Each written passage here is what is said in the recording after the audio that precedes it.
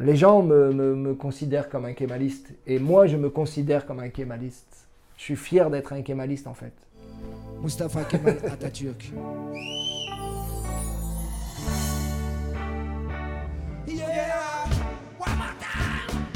Personne ne peut savoir à l'avance tout le monde. Personne que nous réserve à nous tous l'existence. Personne ne peut savoir ce qu'un homme a pu faire. Kemal Atatürk peut défaire. N'enterrez jamais vivant les révolutionnaires. Je suis Loulou des Dollars, Loulou. Mon métier, c'est écrire des histoires, écrire des chansons. Et je suis aussi un admirateur de Kemal Atatürk. Et je me considère comme un kémaliste. Je pense que j'ai toujours été kémaliste, même quand je l'ignorais. Ma philosophie était toujours animée des concepts du kémalisme. Je pense que c'est comme une chose qui est en toi et qui s'éveille au fur et à mesure en grandissant. Je pense que les Français ne connaissent pas suffisamment Kemal. Mais je pense que quand les gens découvrent les fondements du kémalisme, il n'y a personne en conscience et en connaissance qui puisse attaquer Kemal. On peut dire des bêtises sur Kemal, mais c'est par ignorance. Le kémalisme, c'était quelque chose d'universel en fait. Si vous voulez, Kemal, c'est Jean Jaurès pour le pacifisme, c'est Jean Moulin pour la résistance, c'est Nelson Mandela pour l'humanisme.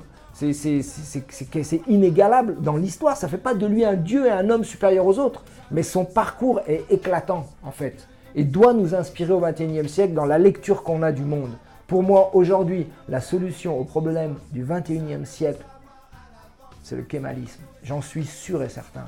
Laïcité, absence de népotisme, je dis pas d'ennemis désignés, pacifisme, yurtasul djandasul.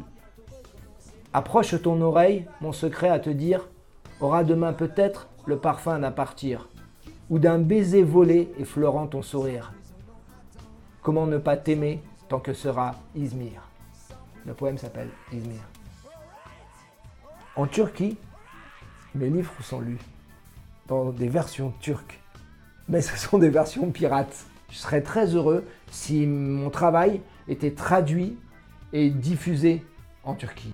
Ce livre, Le Père Turc, ça participe de ma volonté de remettre le kémalisme au cœur du débat. J'ai voulu, à travers le regard d'un petit garçon, aujourd'hui, à qui on raconte l'histoire de Kemal, remettre Atatürk, le kémalisme, au cœur des problématiques actuelles. Je pense que les Turcs ont tous, au fond, dans leur cœur, un amour de Kemal. D'ailleurs, c'est juste une reconnaissance par rapport au fait que la Turquie et que le peuple turc n'est pas un peuple apatride.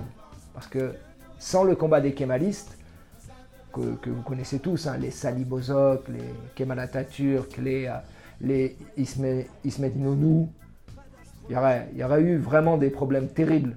Et les Turcs seraient peut-être des apatrides, comme le sont les Kurdes, par exemple.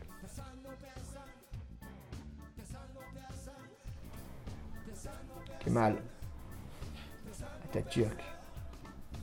Costaud.